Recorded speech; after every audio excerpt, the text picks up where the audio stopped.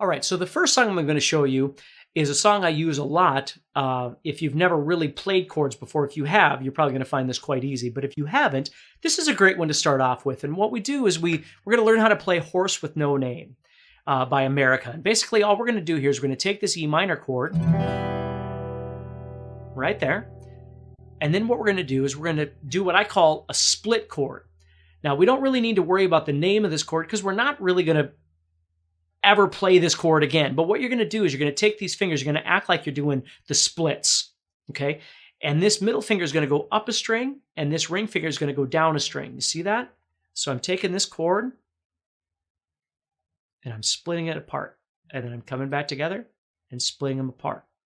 And so if I do this, 1, 2, 3, 4, 1, 2, 3, 4, 1, 2, 3, 4, 1, 2, 3, 4, 1, 2, 3, 4, 1, 2, 3, 4, 1, 2, 3, 4, 1, 2.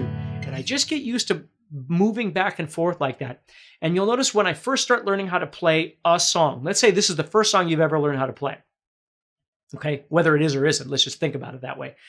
The first thing I have to do is I have to make sure that I know my tools. I'm familiar with the materials to play the song, which means, first of all, I need to be familiar with the song. I might need to spend some time just listening to the song, kind of getting used to it a little bit, okay? When I was a kid, I never really had a problem listening to music and kind of being able to listen to the guitar parts and hear them and then kind of dissect them by ear on my guitar, but I know that's not easy for everybody. And so part of what you need to do is take the information that you're given, whether it's me or, sheet music or something that you might have, and then take the actual recording of the song and try and find a connection between the two, right? So if you've heard Horse with No Name before, you can kind of hear what I'm doing here. If you've never heard it before, you should go listen to it, right? Because it's going to be awfully hard to do if you've never heard it before. But once you have heard it, if you listen,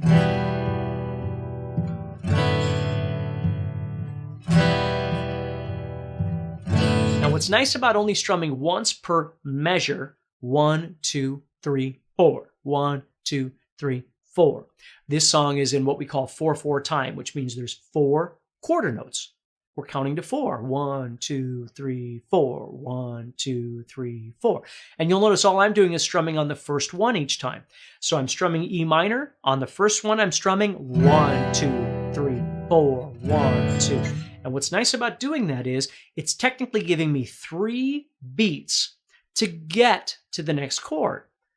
Okay? Now, is it ideally what I want? No, but it's a great place to start. So I could really concentrate. I'm looking at my guitar. I'm going 1, 2, 3, 4, 1, 2, 3, 4, 1, 2, 3, 4, 1, 2, 3, 4, 1, right? And I'm concentrating and I'm trying to make those chord changes, and maybe I'm playing along with the song, right? So I'm listening to the chord changes or listening to the beat, and I'm trying to make the changes at the same time, okay? Now, as you get more comfortable with that, you can strum more. A logical place would be to start strumming on 1 and 3. So you start going 1, 2, 3, 4, 1, 2, 3, 4, 1, 2, 3, because it's keeping everything even, right? What it is doing, though, is it's making your change time between chords, you're shifting a lot faster because you're strumming more. 1, 2, 3, 4, 1, 2, 3. Gonna shift. 1, 2, 3, shift. 1, 2, 3. And once you can do that, then what you can do is move on and start strumming all 4 of them. 1, 2, 3, 4, 1, 2, 3, 4, 1, 2. What I love about this song is that you can strum all 6 strings, so you're not worried about hitting things and not hitting strings. You're just bashing the whole guitar, okay? And now we're strumming all 4 of those, which gives you even less time to move between chords.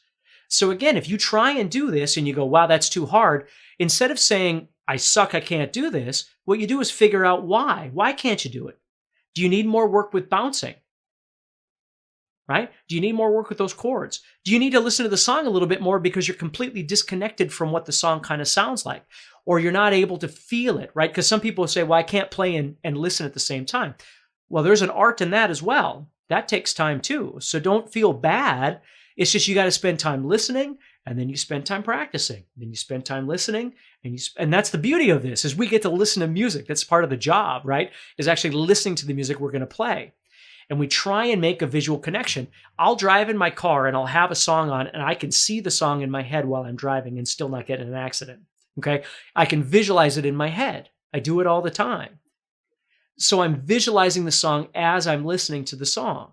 So when I go to play along, I already see the chords and things going on in my brain as I'm listening to this song. So if I'm playing along with Horse with No Name, sorry about that. Horse with No Name, I'm hearing it in my head. But are my tools prepared? My materials? Am I able to make these two chords, this E minor and this split chord, right? Am I able to bounce them back and forth? Am I able to strum? If I try and strum all 4 beats and it's too hard, maybe I got to go back and only strum on 1 and 3. And these are things you have to think about for every song that you start learning. The more compressed everything becomes, the more stuff you do at once, the harder it is to do. And it takes more practice. That's what guitar playing is all about. Okay? So this is a great one to start with if you've never played this song before. Now, again, there's a section coming up very soon that you're going to start learning all about rhythm. But understand that anytime you strum, there's an up strum in between those downs too that makes things even more busy and gives you even less time to move. But again, I'm going to talk about that more later on. I just want to kind of get you going with some things here.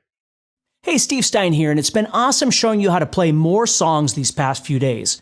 Now, I want to let you know that I've put together 10 of my best courses for email subscribers to create my greatest hits bundle, so you can play awesome rock, metal, acoustic, and blues songs. You can scroll down to check out each of the courses you'll get in the bundle below.